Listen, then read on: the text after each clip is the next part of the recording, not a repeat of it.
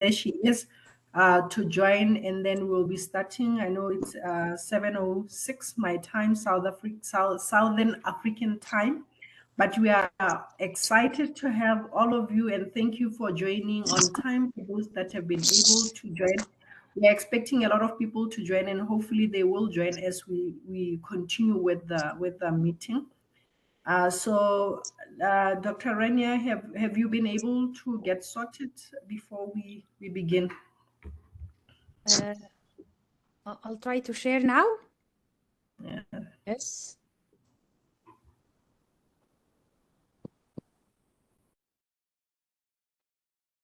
It looks like it's working.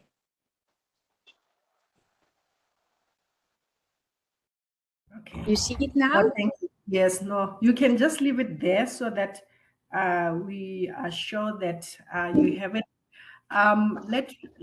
We can begin our exciting series for ICUDDR Africa. Today, our presenters are from the North Africa region. So let me just welcome colleagues from North Africa, from the southern region of Africa, from the east of Africa, from the west of Africa, and those that are joining from other parts of the world. So let me say welcome. As you know, we've been having a series of webinars as ICDDR Africa. So today we have North Africa, and we have three presenters who will be taking us through the multidisciplinary approach in substance use disorder. And I would want to just give a brief about our renowned presenters. And to start off with, let me just introduce our presenter, who's Dr. Rania. Dr. Rania, you can show hands because I'm going to read all their bios. Dr. Rania has a PhD degree in psychiatry from Cairo University. She also has a diploma in addiction medicine from ISAM. She received addiction research internship in the US, UCLA, ISAP, California in 2014. She has also received UTC training, Universal Treatment Curricula, ICDDR, ISAP 2019 and 2020. She is currently an associate professor in psychiatry. You can see that our speakers are well-renowned from the University of Cairo. She has participated in a lot of initiatives surrounding issues of substance use. She has developed and implemented Egyptian National Program of Prevention of drug use in schools and youth centers from 2004 to 2011. She has also worked. For 1 year with WHO EMRO in development of Middle East Life Skills Program for adolescents. She furthermore developed Serenity Girls Program for women in Cairo. She has an international and national publications, which spans from a lot of years. She began the Family Intervention Program in Addiction Unit in Cairo University in 2014, and she continues to be part of that initiative. She has participated in a lot of surveys, including the Ministry of Health in the National Biannual Survey on Drug Use from 2009 to 2018. She has a very extensive, bio. She's a consultant in psychiatry. She has shared in the development of Egyptian national program, more specifically focused on pregnant women with SUD, and which has won the best practice in Africa in 2021 by the African Union. She leads the training of the team of Egyptian National Women Substance Use Program. She has, as I've said, has been in teaching and research, which spans over a period of 22 years. She is also a board member of the ICDDR, and she was inducted in 2022 She's also a board member of the African Global Health Association. So, so let me welcome Professor Rania, who will be our first presenter. I thought I could just take this opportunity so that we can go through the bios and then have the presentations run seamlessly. And then our next presenter, our next bio, not in any particular order, is Dr. Radwa. Dr. Radwa, you can actually wave a bit so that they see who Dr. Radwa is. She has a Dalia. Dr. Dalia is the next presenter. Yes. Dr. Dalia. Okay, let me just get the bio.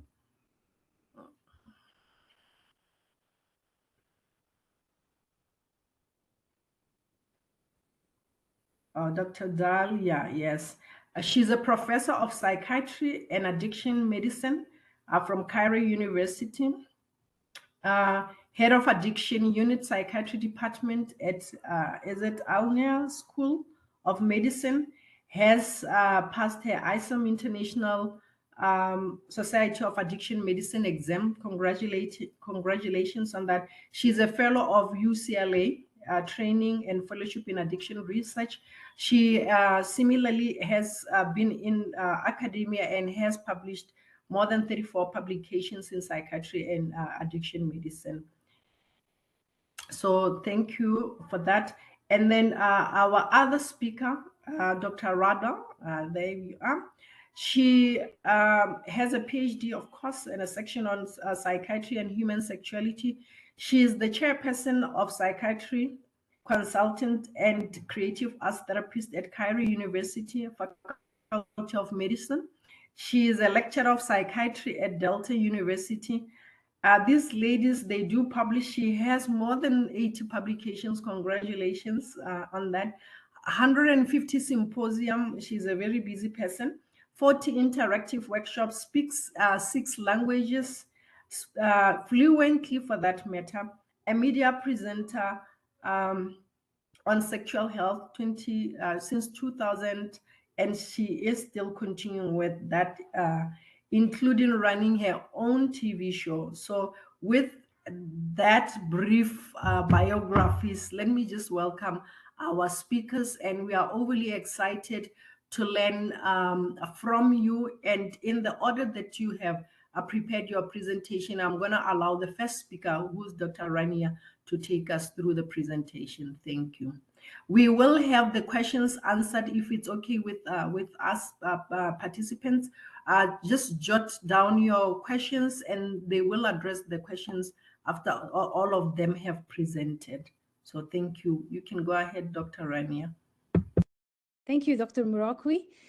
Good evening, dear colleagues in all over Africa. Tonight, we will be talking about the multidisciplinary approach in substance use disorder.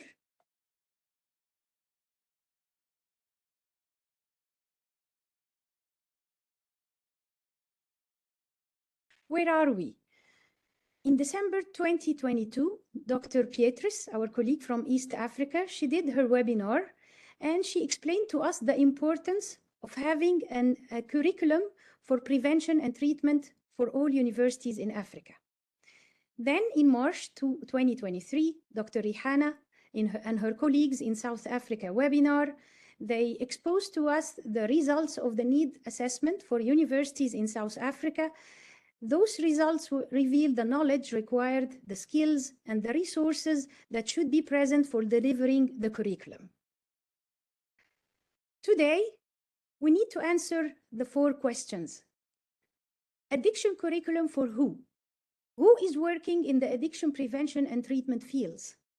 Do all the working force in addiction team need the same curriculum?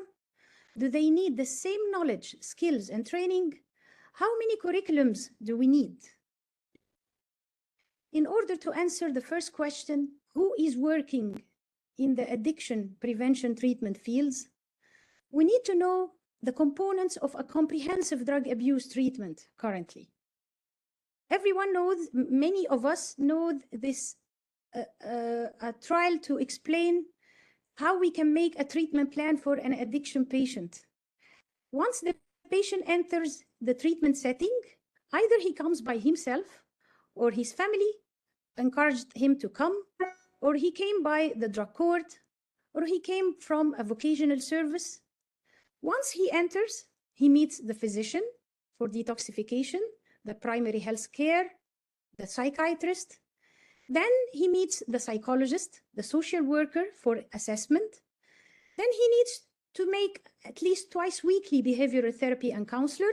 So he starts to meet a well-trained recovering addict counselor, a psychologist, CBT with the social worker and the psychologist too.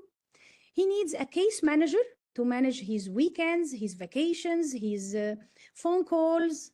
So he needs a public health counselor or a recovering addict counselor, again, a social worker counselor for his continuing care.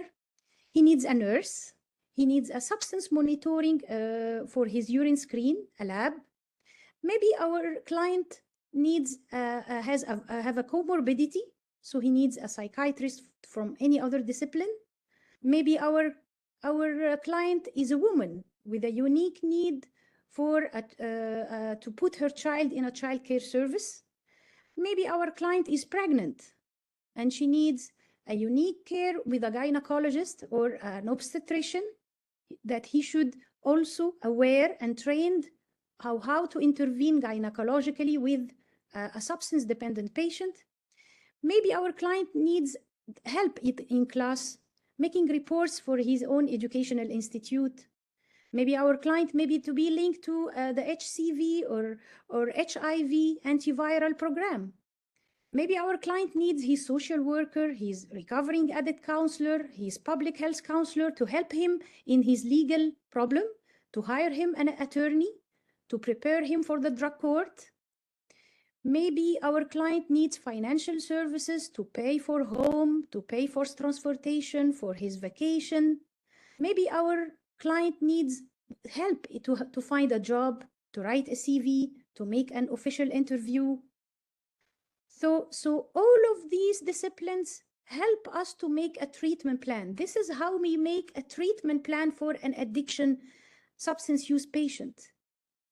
All of those disciplines are in harmony, working together to make a treatment plan. Do all the working force in addiction need the same curriculum? Do they need the same knowledge, skills, and training? The addiction textbooks and the worldwide data all over the world tells us that there are two types of knowledge that we need to know as a multidisciplinary team in addiction.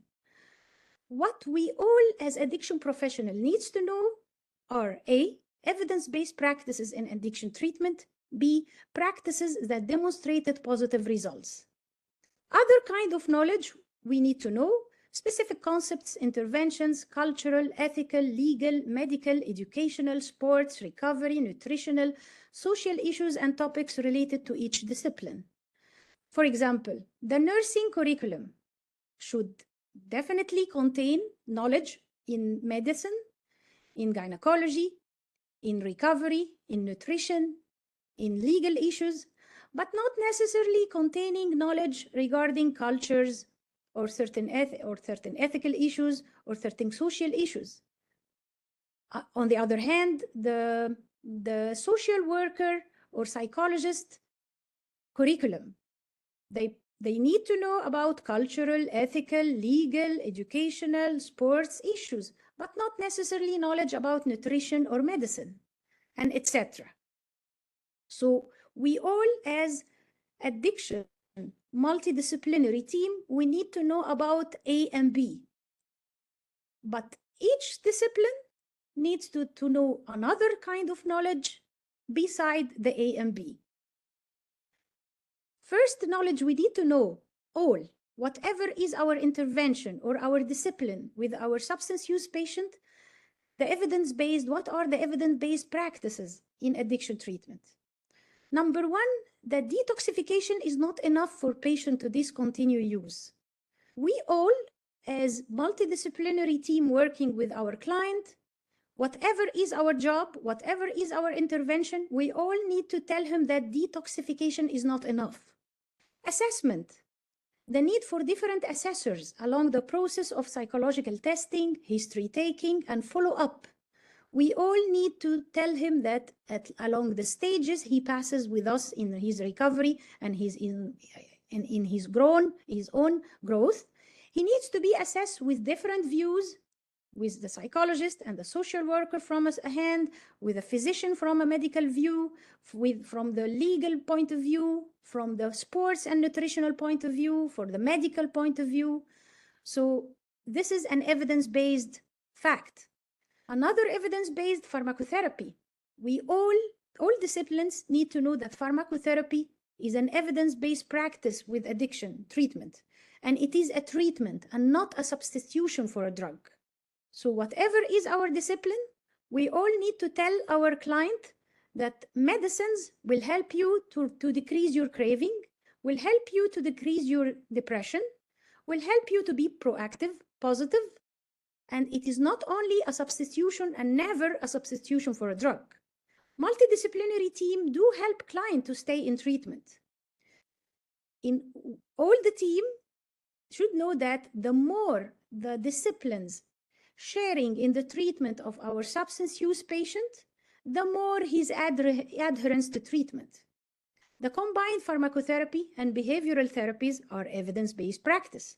So if we combine with medicine, CBT, contingency management, which is now the most evidence-based practice with amphetamines and stimulant use, community reinforcement program, the motivational enhancement program, matrix model, all of those, if you notice, these are evidence-based programs implemented by psychologists, trained public health worker, trained nurse, trained social worker, trained recovering addict counselor.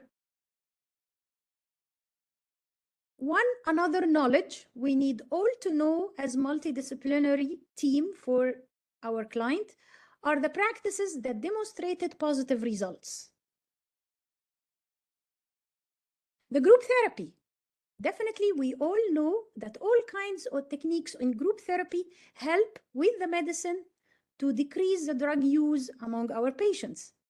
The family therapies, many types, especially the multisystemic therapy, which is a very extensive 6 months program also for the adolescents, and especially the adolescents with antisocial behavior, criminality, drop out of school, poor environment. This multisystemic therapy showed significantly positive results after 6 months, significantly decrease in the drug use of the adolescent, and significant decrease in our need to make him out of home or hospitalization or incarceration. Another kind of family therapy which shows very positive results, multidimensional family therapy for adolescents. The multidimensional family therapy works through the negative cues for the adolescents inside home, class, community, and the treatment setting.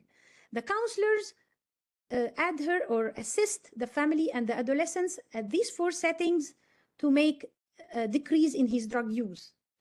Another kind of family therapy is the functional brief strategic therapy. Brief strategic therapy focuses only on the unhealthy, repeated pattern the family uses and which make the adolescent use drugs. This kind of therapy focuses only on assisting the family to change to this unhealthy dynamic pattern. Consequently, the adolescent will react differently and will decrease his drug use. Another successful positive result program is the Adolescent Community Reinforcement Program, or known with the ACRA skills.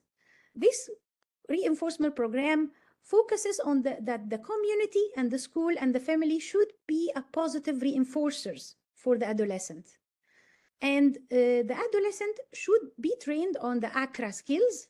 ACRA skills are 10 life skills where the adolescent is trained to say no to drugs and to decrease his drug use. If you notice that all of these techniques are proactive strategies involving multidisciplinary teams instead of just a single physician. Those techniques are continued integrated models instead of the intense, expensive, hospitalized-based care model, which cost lots of money, increase the caseload on the team, and instead, these are community and outpatient techniques that could be done with the multidisciplinary, well-trained team. To summarize, we need Africa multidisciplinary curriculums. Not all the disciplines working with the substance use patients do receive the knowledge, skills, and training needed. After the pandemic problem, last 2 years, the whole world came into a golden conclusion that the vaccine that was successful with certain population and certain countries was not necessarily the good vaccine for another population. The treatment protocol that was effective with lung patients in certain countries was not necessarily effective treatment protocols in patients in other countries and other populations. We need African solution for the African problem. Enough imported solutions for our African problems. We need African curriculums for each discipline. We need curriculums to adopt the international strategies, respecting the new approaches in treatment, and also not forgetting the authentic, cultural, spiritual ways we reach our client and the tips nobody knows except the African professional in his own home. Thank you so much. And I'll leave the lead to Dr. Morekwe again. Thank you, Dr. Rania, for such an insightful presentation. I think the one thing that I've underscored is the importance of a multidisciplinary approach in terms of effectively dealing with SUD. And what stands out is the integration part of of treatment that also includes community involvement and approaches to actually address SUD problems within our community. I think the last point that you highlighted is actually looking at the context in which we are providing treatment. I would want to summarize it in that fashion, that it's important to be mindful of context in terms of treatment so that it becomes relevant to the people that we are providing service for. So thank you and thank you and thank you. Can we have our next speaker to share with us knowledge that they have prepared for us? And as I've said earlier on, Dalia, if you're the one presenting, you can actually start sharing your slides. Okay. Thank you. First of all, thank you, Dr. Morekwe, for the presentation. And thank you, Dr. Rania, for your presentation also. I'll try to share my screen.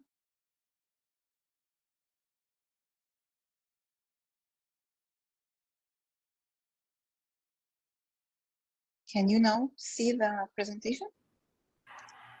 Not yet. I think it's coming. And those that are listening to the presentations, don't forget to post your questions, your comments, feedback, like as the presenters are presenting. Thank you. Yes, waiting. Can you see the presentation, Dr. Morekwe? I don't know whether it's on my end. It says I'm viewing your screen, but I'm not seeing anything. Olivia, can you see anything? Dr. Rania, can you see anything on your end? You can. I see the first slide. Okay, maybe you can go ahead. Okay. Maybe it's my internet, the site. Yeah, it might just be loading for us. I'm also Yes, waiting for it to be visible. But I think if some people can already see it, then go ahead. Yes. Okay, I will start until it loads in your devices.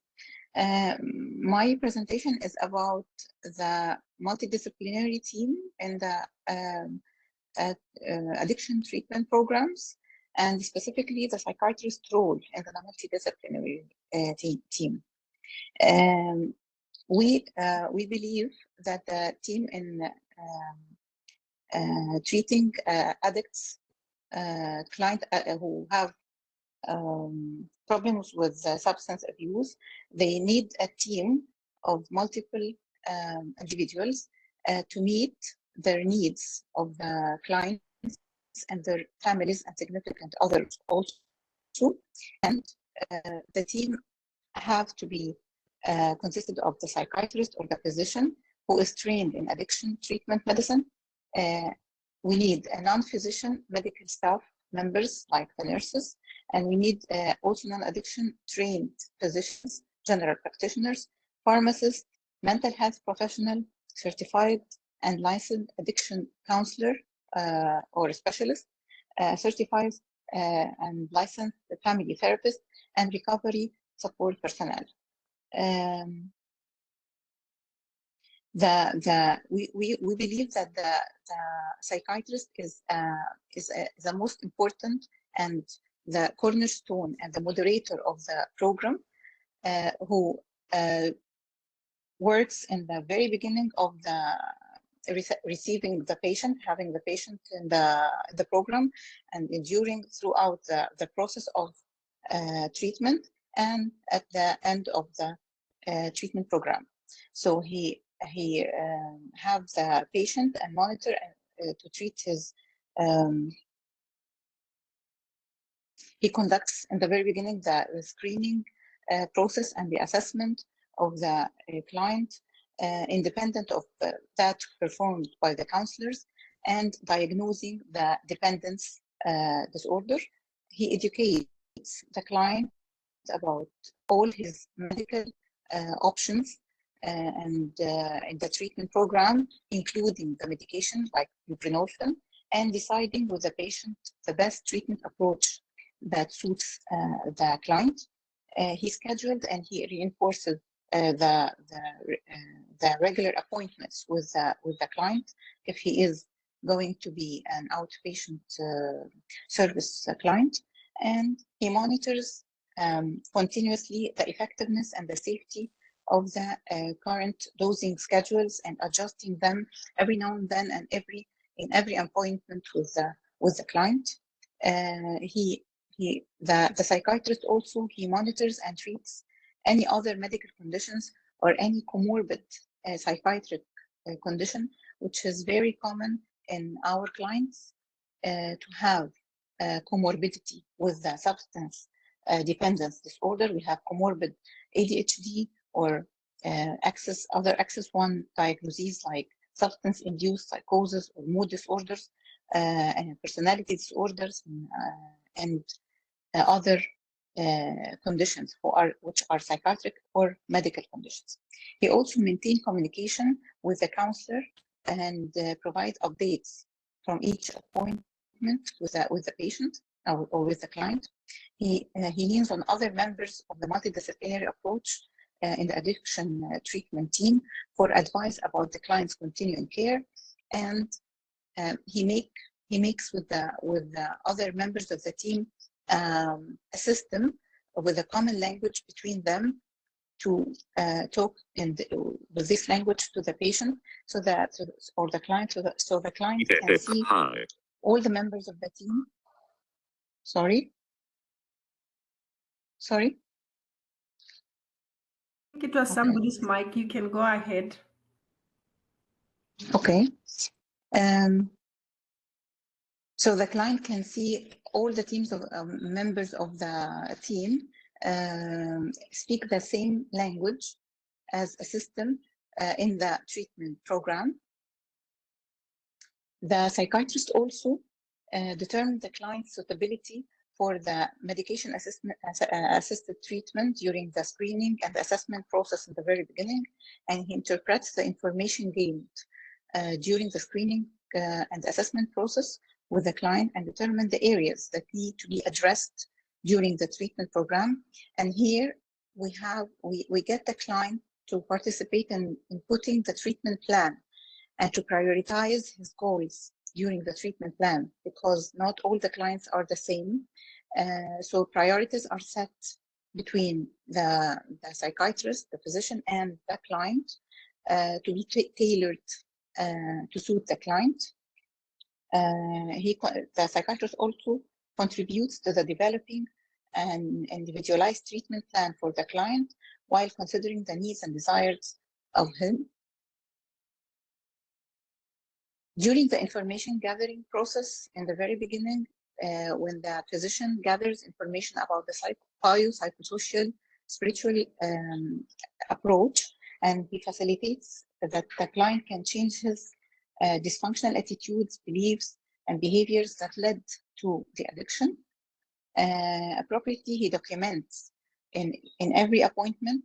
He keeps document about the interaction with the client, and the progress can be put in these documents.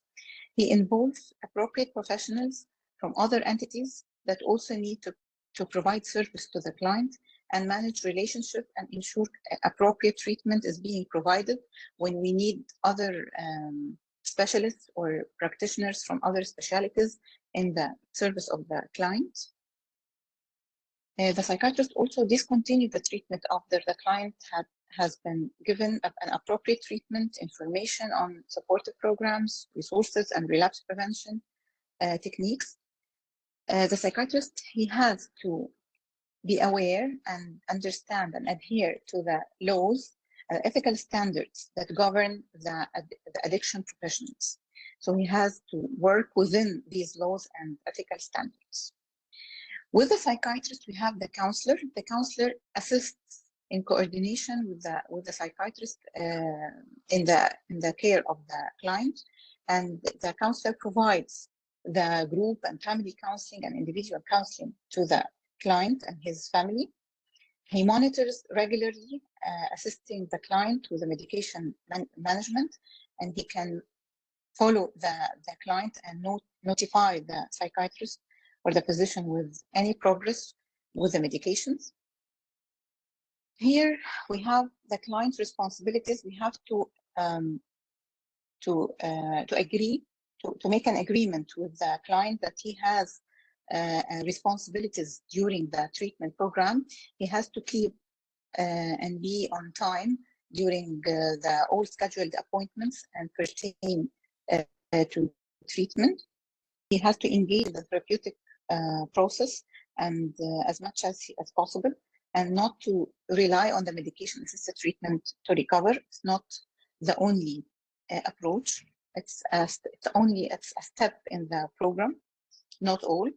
He has to follow and comply with each component of the mutually agreed upon treatment plan, including taking all the prescribed medications as instructed and all the instructions other than medications. Also, the client has to engage in activities centered around recovery, such as discontinued use substance and to adhere to the medication-assisted treatment. And the client is asked to report any problems or concerns to the treatment members, whether the counselor or the physician, when needed. Here, I want to point to this some important points in the treatment of substance use dependent individuals. We have to be flexible, that our clients may come late to our appointments and may frequently reschedule the appointments or fail to show up at all. And we have to be flexible and we have to know that applying rigid standards and expressing disapproval may prompt the client to feel negatively about counseling and about the treatment process. And they may choose to avoid appointments and discontinue the program. We have to be realistic in setting the program priorities, and we have to be realistic in our expectation, and not to expect immediate change in the client. He takes time, and he might go through many programs, and our program might not be the only one that the patient has been through. We have to be motivational and not confrontational. We have to develop discrepancy and to have the client to see this discrepancy and to avoid any direct harsh confrontation that is more likely to drive the client out of the treatment than to remain him in the treatment. We have to be accepting and non-judgmental. All addiction is associated with many unappealing behaviors, such as lying, stealing, unreliability, and we have the clients with these behaviors in the treatment program, and we have to expect this and treat and deal with these behaviors and not to be judgmental towards them. We have to assess the psychiatrist or the physician with the counselor. We have to assess the readiness to change in the client during the initial session. The client may not be ready to stop the substance, even when he expressed the desire to stop. He might have the ambivalent feelings about the change process. For clients who experience sustained behavior change, they must desire to live differently and to have the change process. Some treatment interventions are better suited for particular types of clients and others in other times during the treatment process. So we have to be flexible with the steps of the change process.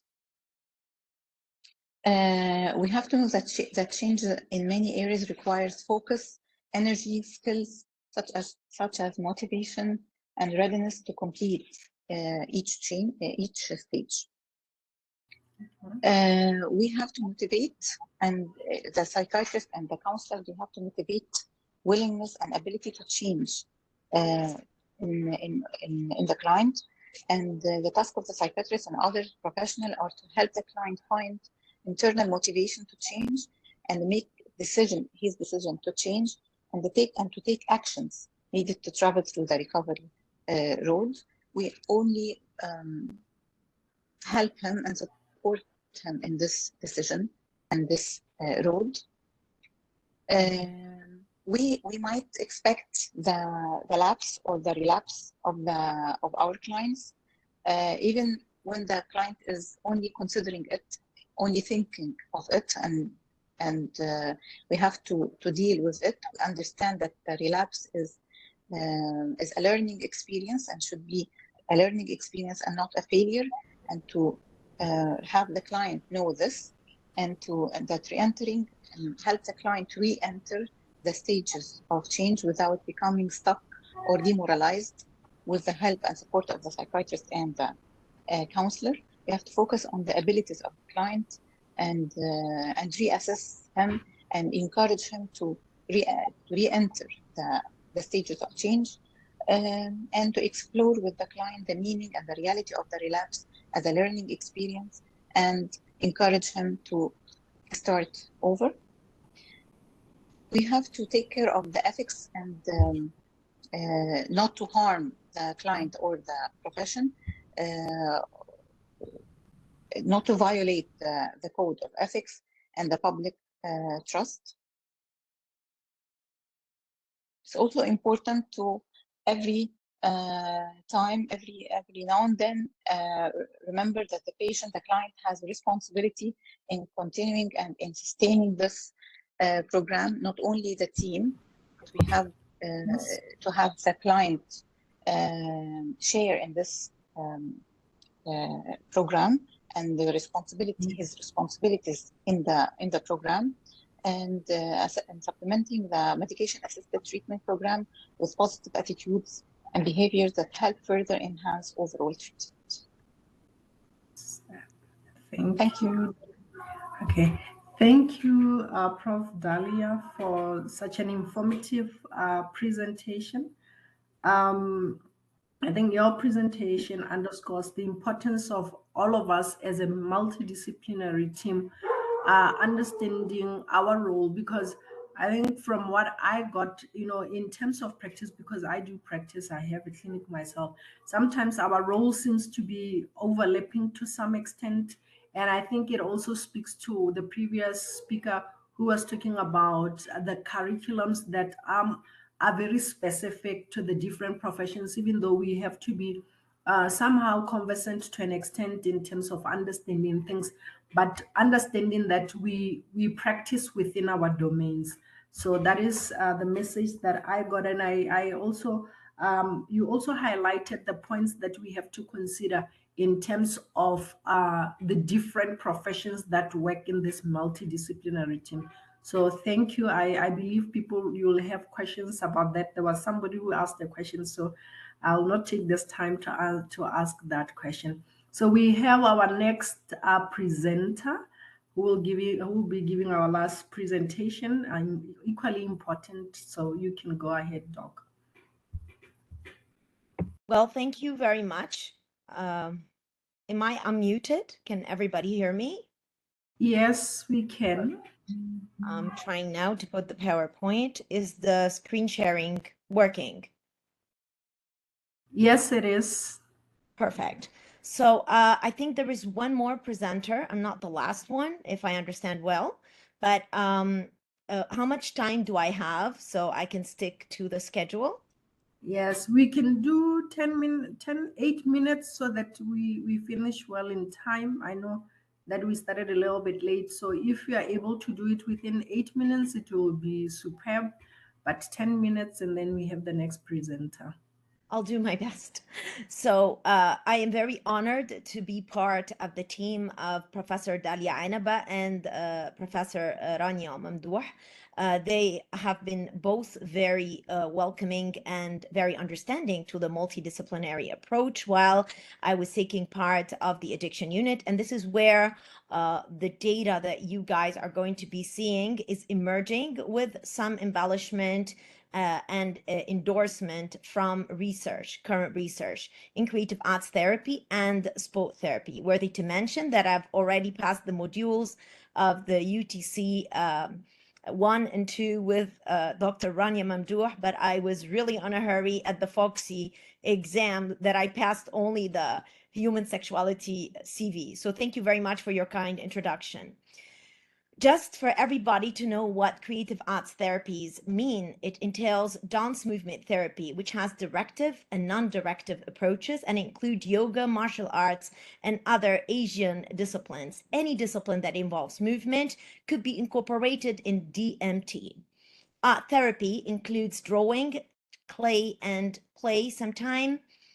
Sand play also is included in art therapy. Drama therapy, developmental transformation, which is a technique developed by David Reed Johnson, has been proven to be very successful with substance use disorders, personality disorders, and associated dual diagnoses. Playback theater has been implemented at Cairo University Hospital with great success, and psychodrama as well, actually implemented by Dr. Rania Mamdouh. Music therapy includes instrumentation, vocalization, and songwriting, and poetry therapy also includes storytelling. Meditation takes part and parcel of every practice. It could be a drawing meditation, it could be a movement meditation, like I will be showing you briefly now in a short video from the actual interaction. It's like a gift to our presentation today. Music also could be used in meditation, yoga, using a light or a candle, but we need to be very careful, of course, with harm, like self-harm predilections among some of the patients. So we avoid use of a natural flame and the use of a mantra, which is a certain word that we repeat in order to gain that peace and go into a different level of consciousness. Sport therapy has been related as well to other modalities that involve movement and has been proven to be very efficacious with substance use disorder. Gym therapy, high intensity interval workout, and we will see later on that it is involved in very recent research in cognitive deficits, which means it betters the cognitive deficits with opioid and cannabinoid substance use disorder, aerobics, conditioning, and resistance training. Here's a small video that you can get a lot of info. This small clips of different groups that lasted for 3 years at Cairo University Hospital. You can see briefly some of the technique. It's a short video that I hope it plays well now.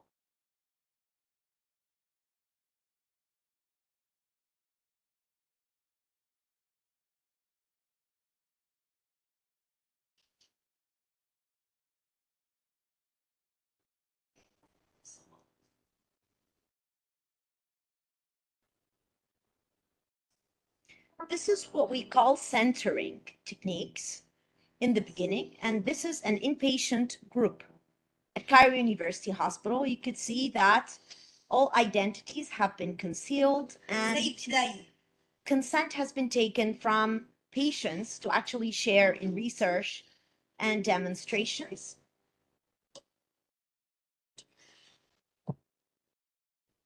Movement meditation.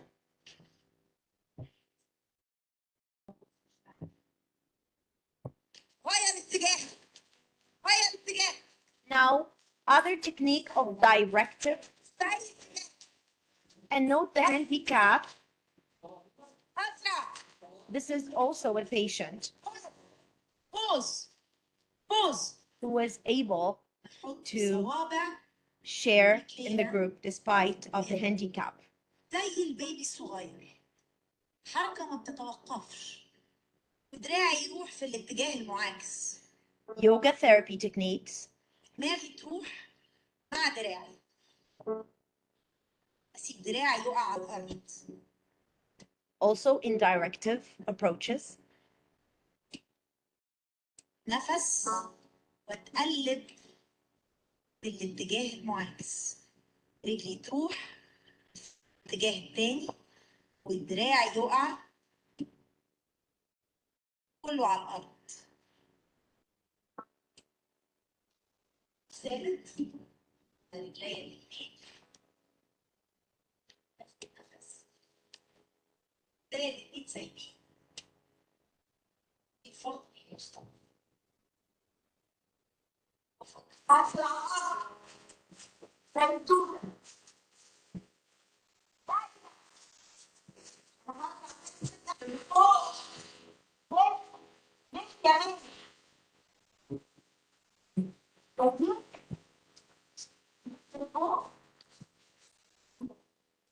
Now you see a glimpse from the gym therapy, also at the hospital, where we have a gym at Cairo University Hospital. Another interplay with drawing and reflection non-verbally.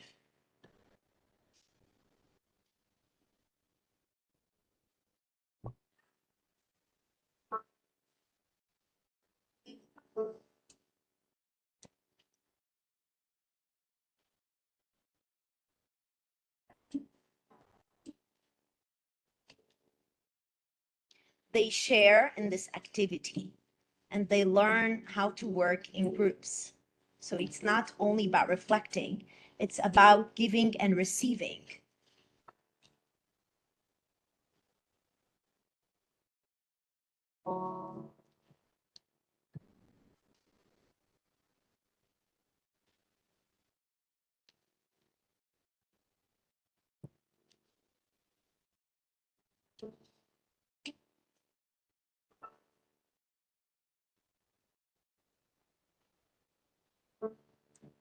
You could see some of the groups have big numbers, some have smaller numbers because it really depends on the number of inpatients at the time. Every session finishes with a verbal feedback and de-rolling. It could be on the floor, or it could be seated on the chairs, or it could be standing. It really depends on what happened in that session. Thank you for watching that short video. Now, what do we do with creative arts therapy? Starting from stigma, combating shame and pathogenic belief systems that I am being shameful for life. And it's so important because actually with nonverbal communication, different population could be addressed, including the handicapped, as we saw, even in a movement, in a DMT group, there was a patient that had his leg amputated due to substance, and he was able to regain and pick up his self-confidence, come more to terms with his body by being able to share after being depressed for a month in the ward. And with deaf mute also, this communication is very effective. Harm reduction. There are studies that actually prove to be very effective open studio art therapy and DMT in harm reduction centers. Multifamily group art therapy with substance use in adolescence. There is a lot of discord with the family, and whether it's the parent or the son-daughter, always group art therapy could be a helpful bridge to bring them together. It's a time for creative repair and relief in family relationships and adolescent self-care. How about cartoon and comic? It's a form of drawing that actually some qualitative studies conducted to show the benefits of addressing ambivalence through comic cartoon drawing with clients in inpatient treatment for different chemical dependencies. Play therapy, creative arts therapies with children exposed to addiction. So a parent who is an addict is always a trauma to a child. And filial therapy has been very effective using creative arts therapy in play therapy, repairing the child-parent relationship. Music therapy and substance use. The music and songs writing has promoted sobriety. And maybe we all know about stories of artists who has been through the road of recovery, and their art and music making helped them a lot. When it comes to dance movement therapy, which is my very special direction, many meta-analyses on effectiveness of clinical intervention to decrease anxiety and depression. Studies point out that DMT support recovery process, and in dual diagnosis with methadone therapy, it has been very efficacious, as well in combination with gym therapy and high-intensity interval workout. Male offenders recovering from substance abuse, there has been some research in de-addiction setup in India with great results using all forms of drama, art, DMT, etc. Drama therapy helps in recovering identity, stimulating growth, and one of the great published story, I Just Need 4 Weeks, has been done with alcoholics. Poetry therapy, storytelling, poetry writing, but we really need to focus and take care that some of the rhyming is associated with bipolar disorder. In conclusion, creative arts therapies and sport therapy has proven to be effective in multidisciplinary substance use approach, effective in inpatient and outpatient, individual and group settings. It also has been proven to decrease stigma of substance use and increase awareness and prevention and management. Dance movement therapy has been proven effective in managing anxiety, depression, and in dual diagnosis. DMT and HIT sport therapy has proven effective in bettering cognitive deficit in opioid and cannabinoid addicts.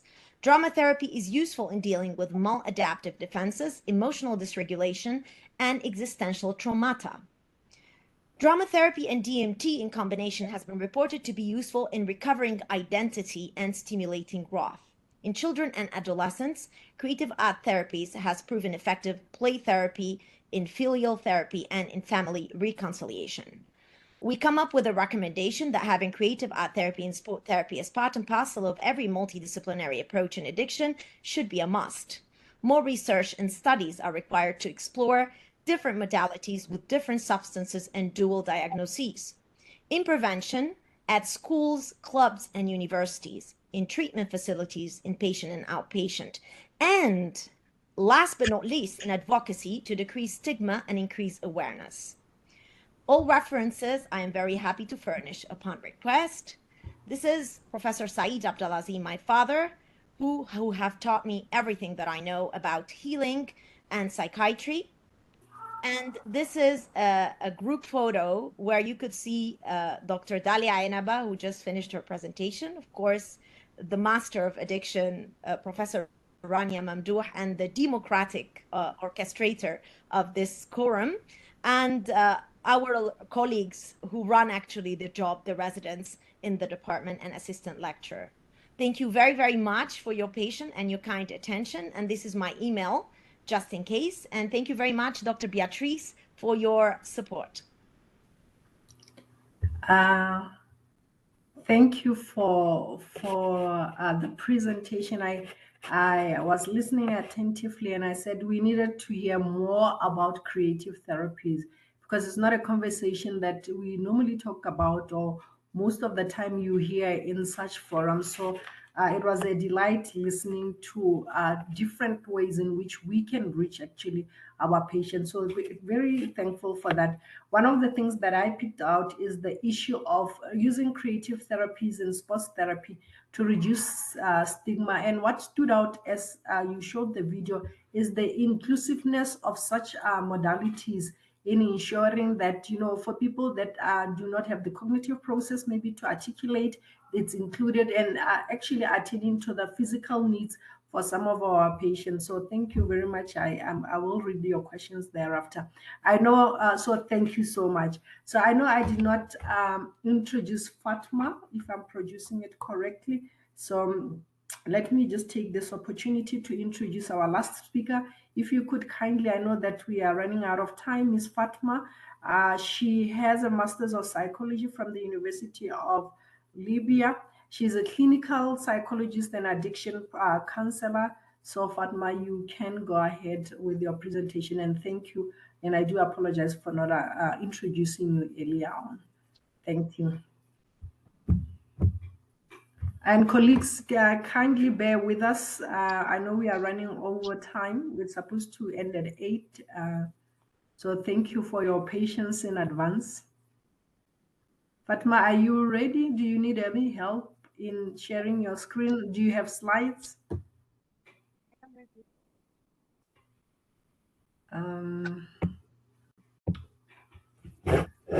Is it possible for you to maybe increase the volume?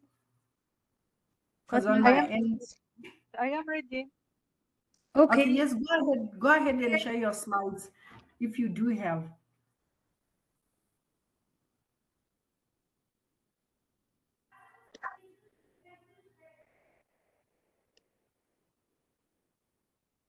Okay. Do you see where it says share at the Okay. bottom of the screen? Then what will come out is screen and application. Are you seeing that, Fatma? Okay. Role of the psychologist and addiction therapy. Are you? Do you have PowerPoint slides, or you are just presenting just so that we are clear? Is anybody seeing her slides? Because I don't see them. فاطمة دوسي على share وطلعي السلايدز. I'm afraid she doesn't understand English a lot, but okay. she was training herself to make the speech in English. فاطمة دوسي على share وحطي السلايدز عشان نشوفها. اوكي كويس. دوسي على share. عملت شير. احنا لسه مش شايفين السلايد. نفتح الكاميرا بتشوفي من اللابتوب. اوكي حاولي. اوكي. بعد اذن حضرتك يا دكتوره رانيا، الشير فوق خالص يا فاطمه، يعني هتلاقي كلمه شير دي في اخر المربع. معلش دكتور عودي. هتلاقي المربع من فوق مكتوب، يعني كانه سقف المربع في شير سكرين. اوكي. ده اللي تدوسي عليه حضرتك.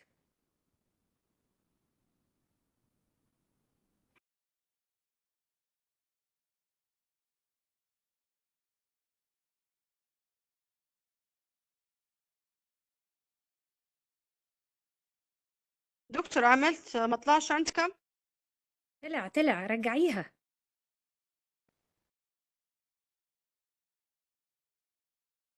اوكي.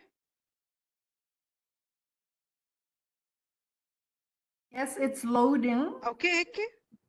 Yes, it's loading and مش بطال على فكرة يعني. مش بطال يا دكتورة رانيا، خليها تعملها من على بدل صورتها تيجي صورة البرزنتيشن.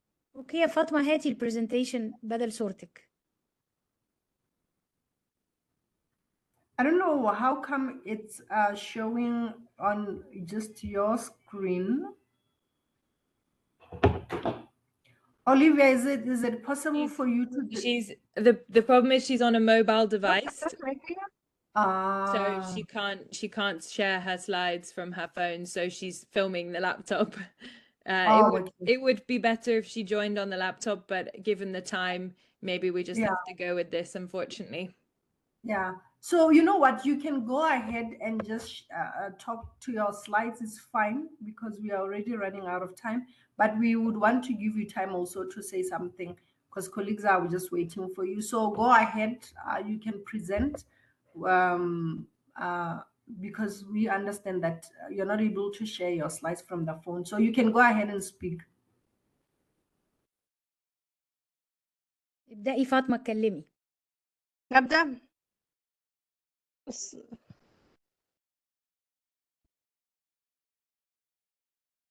الصوت واضح؟ لا يا فاطمة، علي صوتك وحطي السلايد بدل صورتك وابدأي يلا بسرعة. اوكي.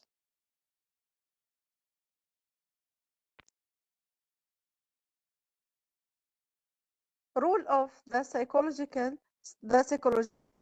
the addiction therapy. What the importance of psychological rehabilitation for the drug addiction treatment. The stage of psychological rehabilitation for the substance user is considered the most important stage that must be taken into account. Without is visible for the substance user, the relapse back into addiction, and that is because the importance of psychological rehabilitation considered as another life.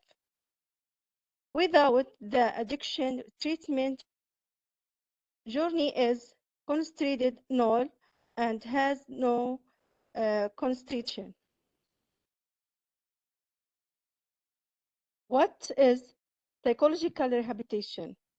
It is about rehabilitating the substance user bent through a good personality study, knowing all the strengths and weaknesses of the personality, and a complete study of the personality traits and characteristics through a set of basic steps and cloud.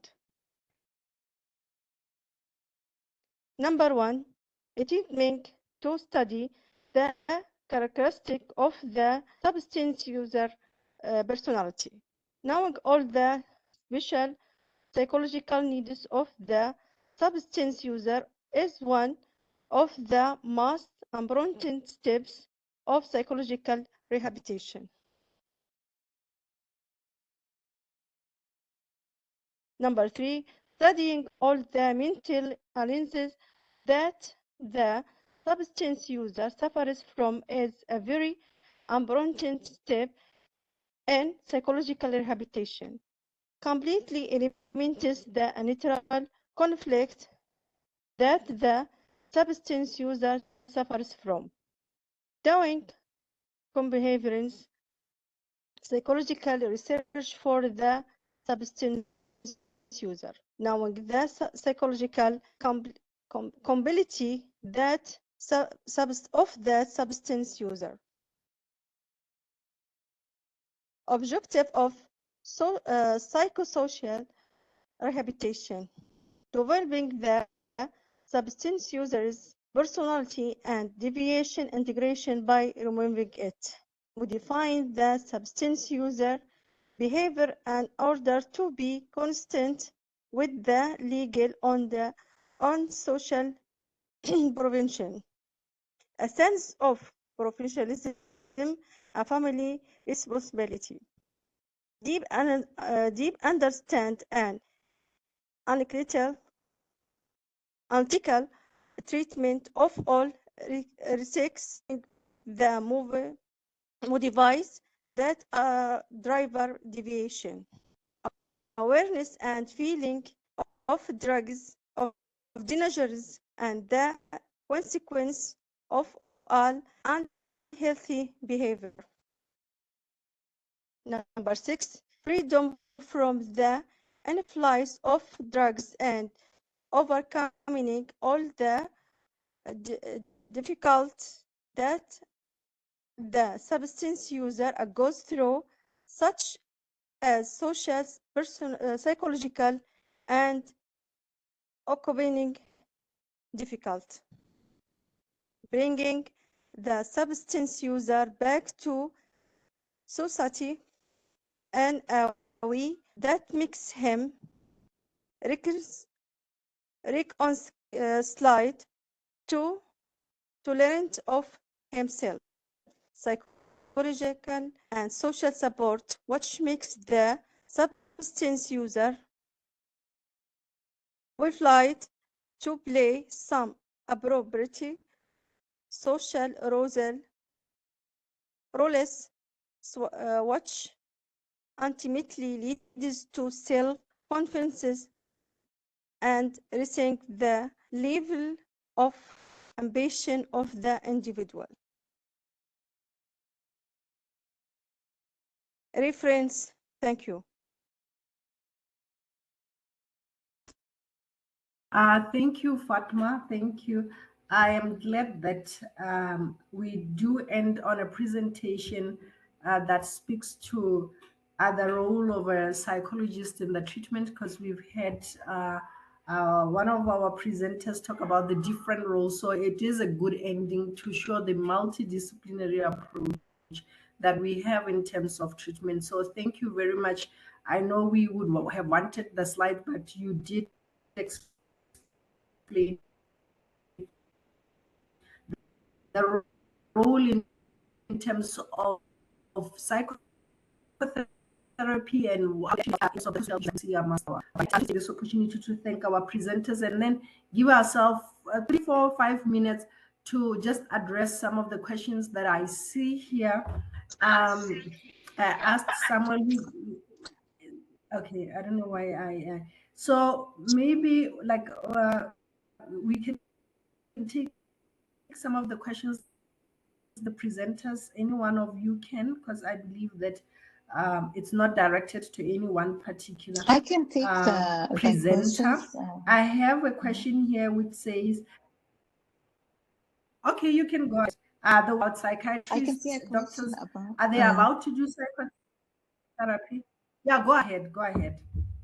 Yes, the question about is the psychiatrist doctor allowed to carry out psychotherapy? I think yes, because we in Gheriàni, our program generally, not only in the addiction service, we are getting training on psychotherapy, individual and group psychotherapy, a comprehensive training program established by Professor Dr. Yahya Rakhawi. I think more than 50 years ago, with the eclectic approach, using multiple modalities of individual psychotherapy and group psychotherapy. And it's a cornerstone our training program, not only the pharmacotherapy. So yes, the psychiatrist can do psychotherapy. Psychotherapy, yes. Yes, no, thank you for that. I think the question I see that usually people confuse as a physician, as a psychiatrist, and a clinical psychologist. So thank you for answering that. The next question really relates more to in cases where there is no established rehabilitation with especially communities and counselors, how do we improvise? And it comes maybe from the understanding that, you know, in Africa, psychiatrists, I am from Botswana, I know that we don't have adequate, there's scarcity of psychiatrists in my country. So can we improvise? And the question further says, does laboratory have a role in therapy? I don't know who can take that. Okay, the first part of the question, actually, we didn't have the, okay, actually, we didn't have the medication-assisted treatment for so long time. We used to give the patients symptomatic treatment for the detoxification process, the painkillers for the pain, sedatives, psychotropics that have sedation properties and mood stabilizers.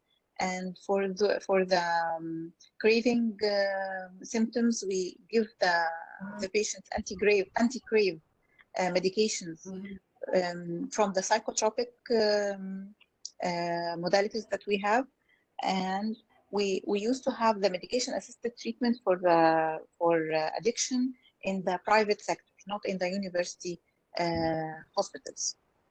So yes, we can improvise according to the symptoms of the patients from our psychotropic medications. Rania, if you would like to add. No, thank you. Yes, I think the question has been addressed. And then the last question, because I'm just looking at our time here.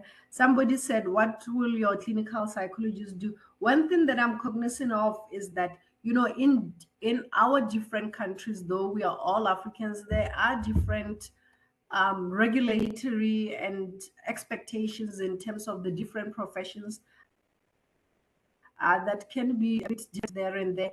But clinical psychologists also do psychotherapy. That is one thing that I understand, not just because I'm a psychotherapist myself. So we can take cognizance that one country might differ. Like, for example, in Botswana, I know a lot of psychiatrists refer for psychotherapy to clinical psychologists because of the other many things that they do. But the training, because I also train at a school of medicine, actually, where I do psychiatry. So that component of therapy is also included as part of the program. So the other question I think that caught my eye was this question about the need for Afrocentric approaches.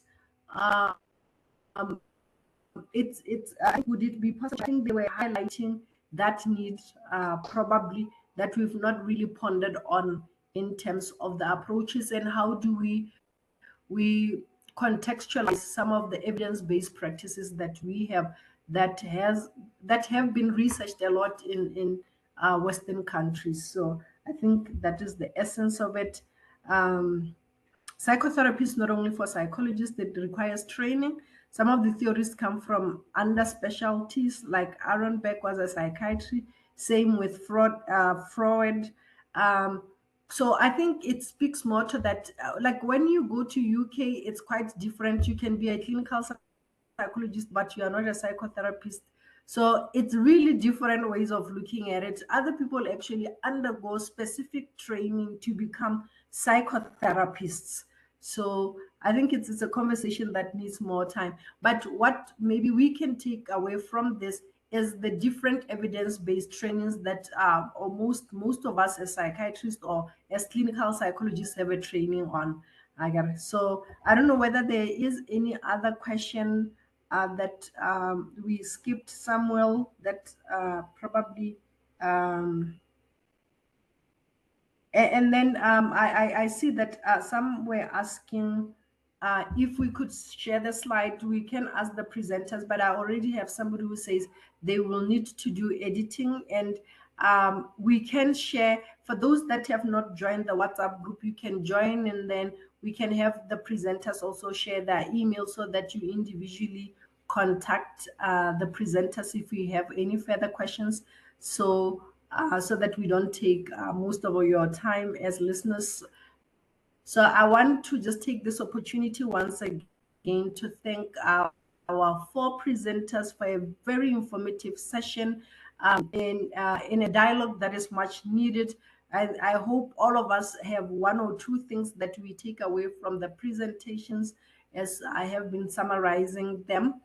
And I want to also take this opportunity to thank our listeners, who are our participants, who have been very patient, attentive, and asking questions.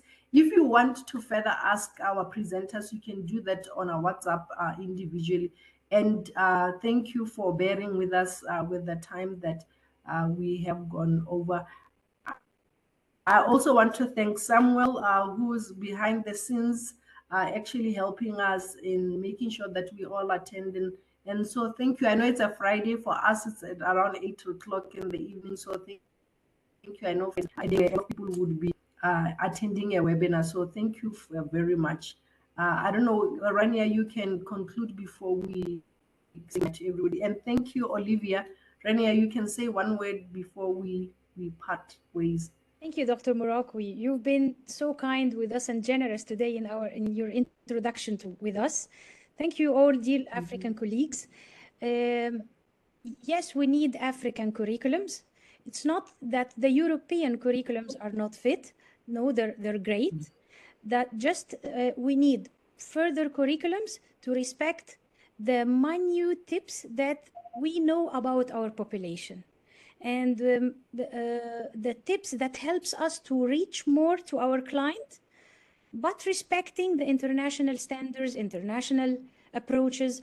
We need to be updated, and on the other hand, authentic. This is the main theme I needed to say. Now we're heading to the next webinar, but now we highlighted that it's not only that we need one curriculum, we need a curriculum for the nursing, another curriculum for the psychologist, other curriculum for the social worker, curriculum for the multidisciplinary approaches, non-medical one, to work all in harmony and to get to know the basic that we need all to know, and the other special topics for each intervention. Thank you so much, Dr. Morekwe, and thank you so much, ICU DGR headquarters. Yes, no, thank you. Olivia, can we please take a group photo? Olivia, do you want? Yes. Please Yes, open your camera all. Yes, Yes, I was going to ask Samuel. We can request. We can. Yes. I need Yes, to make those who want use to of turn their that camera makeup on. Can we tonight. all help? If anyone wants to turn their camera, we'll take a photo. Open your camera, please, colleagues. Yeah. If not, don't worry. Okay, any more? Okay. Thank you, colleagues. All right, we'll take a photo. Ready? Yes. 1, 2, 3. Yes. Great. Perfect. Thank you so much. Yes, thank you, Olivia, for helping us, and thank you for being our host. Pleasure. I know that Kerry is not here, but you've been very gracious. So, colleagues, we can call it a good night, and we look forward to also seeing you in our next webinar, which will be shared in the WhatsApp group. Thank you once again. You can show your face for also helping with the coordination and ensuring that we attend. Sam, you can show your face so that some of us see you, because I know people behind the scenes, we never recognize them, so you can I show need a your big face. upload for So, Samuel, because he played an excellent role with us, and Olivia too. Yeah. And also I need to thank my colleagues, my dearest colleagues in the work and in our path, Dr. Dalia, Dr. Radwa, Miss Fatma, the Libyan colleague that in spite of all the difficulties, she's with us today. Our Sudanese colleague that are present with us, although the problems they have now. Thank you so much, dear colleagues. Thank you, Rania. Thank you, Radwa. Thank you, Olivia and Morekwe. Thank you very much. Well, Thank you, Alkalis. Thank you. Thank you, and good night, everybody. Good night. Bye-bye. Good night. Night. Bye.